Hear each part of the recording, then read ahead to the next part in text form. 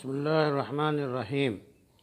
سوال کیا گیا ہے کہ کیا تمام گھر والوں کی طرف سے ایک قربانی کی جا سکتی ہے، اور اس سلسلے میں سیدنا امام مسلم نے جو اپنی صحیح میں حدیث نقل کی ہے کتاب الاضحیہ میں، اس کا حوالہ دیا جاتا ہے۔ اس کا جواب یہ ہے کہ ہر صاحب نصاب عاقل بالغ مسلمان کے ذمے قربانی کرنا واجب ہے۔ اگر ایک گھر میں کئی صاحب نصاب افراد ہوں تو ایک قربانی سارے گھر والوں کی طرف سے کافی نہیں ہوگی،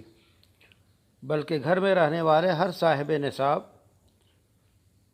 پر الگ الگ قربانی لازم ہوگی، کیونکہ حدیث شریف میں آتا ہے جو شخص صاحب حیثیت ہونے کے باوجود قربانی نہ کرے وہ ہماری عیدگاہ کے قریب بھی نہ آئے۔ اس حدیث سے ثابت ہوتا ہے کہ ہر صاحب نصاب پر مستقل علیحدہ قربانی واجب ہے۔ دوسری وجہ یہ بھی ہے کہ قربانی ایک عبادت ہے، لہذا دیگر عبادات یعنی نماز، روزہ، حج، زکوٰۃ کی طرح قربانی بھی ہر مکلف کے ذمے الگ الگ واجب ہوگی۔ اس کے علاوہ رسول اللہ صلی اللہ علیہ وسلم کا عمل مبارک بھی یہی تھا کہ آپ صلی اللہ علیہ وسلم اپنی قربانی الگ فرمایا کرتے تھے اور ازواج مطہرات کی طرف سے الگ قربانی فرمایا کرتے تھے، اور آپ صلی اللہ علیہ وسلم کی صاحبزادی سیدہ حضرت فاطمہ رضی اللہ عنہا کی قربانی مستقل طور پر ہوتی تھی۔ چنانچہ اس سے بھی پتہ چلتا ہے کہ ایک قربانی سارے گھر والوں کی طرف سے کافی نہیں ہے۔ ترمذی شریف میں ایک روایت اس بات کا ذکر ہے کہ حضور صلی اللہ علیہ وسلم کے زمانے میں ایک شخص اپنی طرف سے اور اپنے گھر والوں کی طرف سے ایک بکری کی قربانی کرتا تھا، اور اسی بکری سے خود بھی کھاتا اور دوسروں کو بھی کھلاتا۔ چنانچہ اس حدیث کی وجہ سے امام مالک اور امام احمد ابن حنبل فرماتے ہیں کہ ایک بکری ایک آدمی کے پورے گھر والوں کی طرف سے کافی ہے، حتیٰ کہ سیدنا امام مالک رحمۃ اللہ علیہ فرماتے ہیں کہ اگر ایک گھر میں کئی صاحب نصاب افراد ہوں تو ان میں سے ہر ایک کی طرف سے قربانی کی ضرورت نہیں ہے، بلکہ ایک بکری کی قربانی کر دی جائے تو سب کی طرف سے کافی ہو جائے گی، بشرطے کہ وہ سب آپس میں رشتہ دار ہوں اور ایک ہی گھر میں رہتے ہوں۔ لیکن سیدنا امام ابو حنیفہ رحمۃ اللہ علیہ کے نزدیک یہ حدیث ثواب میں شرکت پر محمول ہے، یعنی اس حدیث سے یہ بات ثابت ہوتی ہے کہ اگر کوئی آدمی اپنی طرف سے ایک بکری قربان کرے اور اس کے ثواب میں اپنے ساتھ سارے گھر والوں کو شریک کر لے تو یہ جائز ہے۔ اس کی نظیر یہ ہے کہ ایک مرتبہ رسول اللہ صلی اللہ علیہ وسلم نے ایک مینڈھا اپنی طرف سے قربان فرمایا اور دوسرا مینڈھا قربان کر کے فرمایا ھذا اما لم یضح من امتی، یعنی یہ قربانی اپنی امت کے ان لوگوں کی طرف سے کر رہا ہوں جو قربانی نہ کر سکیں۔ لہذا جس طرح اس حدیث سے یہ مطلب لینا قطعاً درست نہیں ہوگا کہ چونکہ آپ صلی اللہ علیہ وسلم نے اپنی امت کی طرف سے ایک مینڈھا قربان فرما دیا اس لیے امت کے ذمے ساری قربانی ساقط ہو گئی، بلکہ مطلب یہ ہوگا کہ آپ صلی اللہ علیہ وسلم نے ثواب میں ساری امت کو اپنے ساتھ شریک کر لیا۔ اسی طرح ترمذی شریف میں حدیث مذکور سے یہ مطلب لینا درست نہیں کہ ایک صاحب نصاب آدمی ایک بکری کی قربانی اپنی طرف سے اور گھر کے دیگر افراد کی طرف سے کر دے جو صاحب نصاب بھی ہوں تو کافی تھا، اور وہ لوگ کرتے تھے اور سب کے ذمے سے واجب قربانی ساقط ہو جاتی تھی۔ بلکہ حدیث کا صحیح مطلب یہ ہے کہ حضور صلی اللہ علیہ وسلم کے زمانے میں غربت عام ہونے کی وجہ سے بعض اوقات ایک گھر کے اندر ایک ہی شخص صاحب نصاب ہوتا تھا،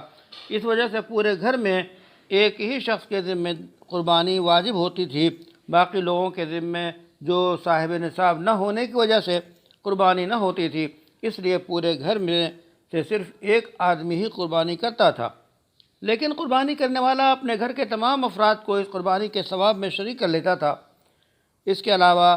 علماء احناف یہ بھی فرماتے ہیں کہ اگر ایک بکری پورے گھر والوں کی طرف سے کافی ہوتی تو جن حدیثوں میں بڑے جانور یعنی گائے، اونٹ وغیرہ کو سات کی طرف سے متعین کیا ہے، اس کے کیا معنی ہوں گے؟ کیونکہ نصوص شرعیہ کی روشنی میں یہ بات متفق علیہ ہے کہ ایک بکری گائے کے 7ویں حصے کے برابر ہے، لہذا اگر ایک گائے میں جو ہے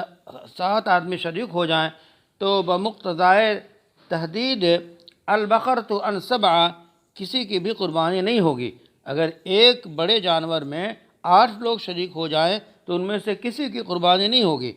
ورنہ اس تحدید اور عدد کے بیان کرنے کا مقصد فوت ہو جائے گا۔ جبکہ ایک گھر میں مثلا 10 افراد صاحب نصاب ہوں تب بھی ایک بکری گھر کے تمام 10 افراد کی طرف سے کافی ہو جائے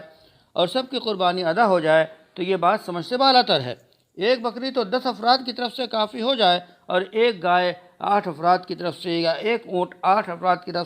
طرف سے کافی نہ ہو۔ اور اگر یہ کہا جائے کہ اونٹ کا 7واں حصہ یا بھینس کا 7واں حصہ سارے گھر والوں کی طرف سے کافی ہو جائے گا تو پھر ایک گائے کے یا ایک اونٹ کے اندر صرف 7 افراد نہیں بلکہ 60-70 افراد کی قربانی ہو سکے گی، جو کہ واضح طور پر نصوص کے خلاف ہے۔ خلاصہ یہ کہ گھر میں کئی افراد صاحب نصاب ہونے کی صورت میں تمام گھر والوں کی طرف سے ایک قربانی کافی نہیں ہے، بلکہ گھر کے ہر صاحب نصاب فرد اپنی اپنی قربانی کرنا واجب اور لازم ہے۔ گھر کے کسی ایک فرد کے قربانی کرنے سے باقی افراد کے ذمے سے قربانی ساقط نہیں ہوگی۔ اگر باپ صاحب نصاب ہے وہ قربانی الگ کرے، بیٹا صاحب نصاب ہے اور ساتھ رہتا ہے وہ الگ قربانی کرے، بہو اور بیٹیاں اور گھر کی جو افراد ہیں وہ سب صاحب نصاب ہیں تو ان سب کی قربانی ان سب پہ الگ الگ واجب ہوگی۔ اور اس سلسلے میں جو روایات ہیں، امام ترمذی نے روایت کیا کہ البدنۃ عن 7 والبقرۃ عن 7، تو یہ حدیث حسن ہے اور اہل علم کا اسی پہ عمل ہے کہ ایک بڑا جانور 7 لوگوں کی طرف سے کافی ہوتا ہے۔ یہی قول سیدنا امام سفیان ثوری کا، عبداللہ ابن مبارک کا، امام شافعی کا، امام احمد کا ہے۔ اور بھی یہ روایات موجود ہیں جو کہ سنن ابن ماجہ میں یہ ایک روایت ہے کہ عن ابی ہریرہ ان رسول اللہ صلی اللہ علیہ وسلم قال من کان له سعہ ولم یضح فلا یقربن مصلانا، جس کا ترجمہ بتایا جا چکا۔